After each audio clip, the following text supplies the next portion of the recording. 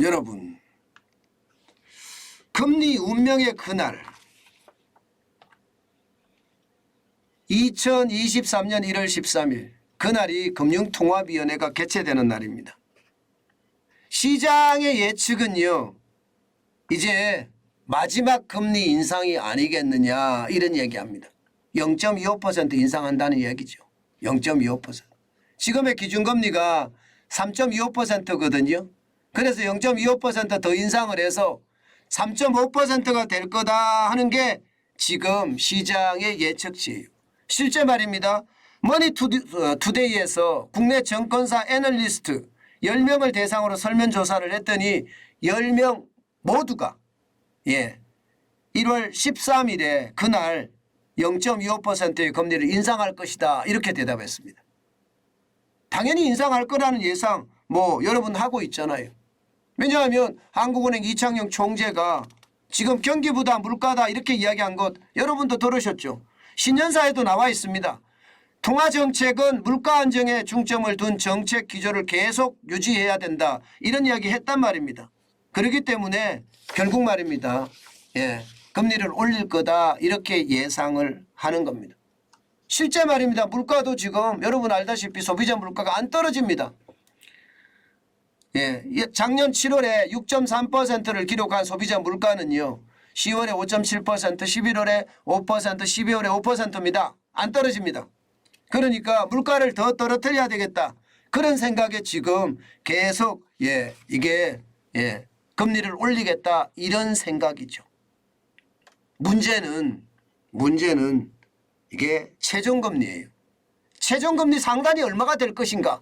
여기에 많은 사람들의 관심이 있습니다. 여러분들은 최종금리의 상단, 기준금리를 기준으로 봤을 때 얼마가 될 것 같습니까? 지금 분명한 것은요. 1월 13일에 0.25%를 올리면 기준금리는 3.5%가 됩니다. 그럼 3.5%가 최종금리일까요? 아니면 더 올릴까요? 여러분들은 어떻게 보세요? 기본적으로는요. 이게 우리가 결정할 수 있는 문제가 아니다 이렇게 해석을 합니다.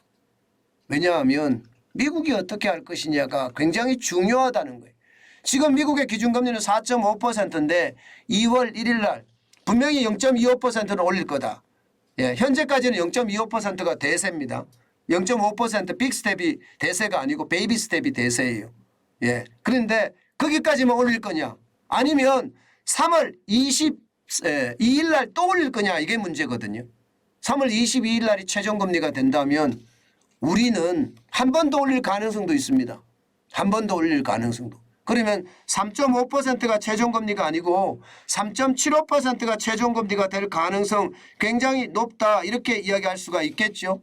실제로 말입니다. 대외 여건에 따라서 3.75%가 될 거다 이렇게 전망한 데 많습니다.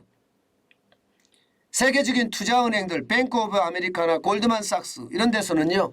대한민국의 기준금리가 3.75%가 올라갈 거다 이렇게 이야기하고 있고요. 한국은행의 금융통합위원들 6명 중에 2명도 3.75%가 올라갈 수 있을 거다 이렇게 예상하고 있습니다. 분명한 것은 미국의 금리가 어떻게 되느냐에 따라서 우리의 금리는 달라질 수 있다 이렇게 이야기할 수가 있고요. 또한 물가가 어떻게 될 거냐의 문제입니다. 물가가 지금 12월까지가 5%가 올라갔는데 1월에 소비자 물가는 어떻게 될 것인가? 이것도 굉장히 중요한 지표거든요. 중요한 것은요. 1월에 물가가 안 떨어질 거라는 거예요. 왜냐하면 지금 공공요금이 계속 올라가고 있잖아요. 전기요금 올라가, 가스요금 올라가, 수도요금 올라가, 공공요금 안 올라가는 게 없습니다. 심지어 택시요금 다 올라갔고요. 지하철요금, 버스요금도 다 올라갈 판이니 이게 1월에 소비자 물가 쉽지 않아요. 지금 정부는 말입니다. 또 식품기업들을 모아서 물가 올리지 마 공산품 이렇게 이야기하지만 결국 지금은 안 올릴지 모르지만 기업들은요. 생존을 위해서라도 올려야 됩니다. 원자재 가격이 올라가니까 안 올릴 수가 없죠. 올릴 수밖에 없는 게 현실이니까요. 저는 그렇게 봅니다. 죄송합니다. 그런 경우를 본다면 저는 제가 봐서는요. 결국 소비자 물가가 이게 잡히지 않고요. 또 미국의 금리를 계속 올린다면 결국은 말입니다. 우리도 최종금리를 올릴 수밖에 없다. 이렇게 생각을 합니다. 아유 죄송합니다. 가장 중요한 것은요. 결국 말입니다. 결국 소비자 물가는 올라가고 우리 기준금리는 올릴 거예요.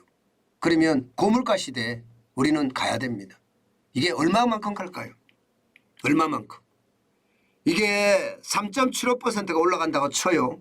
3.5%나 3.75%가 올라갈 텐데 이게 4%까지는 가지 않을 것 같습니다. 지금 현재까지 봐서는요.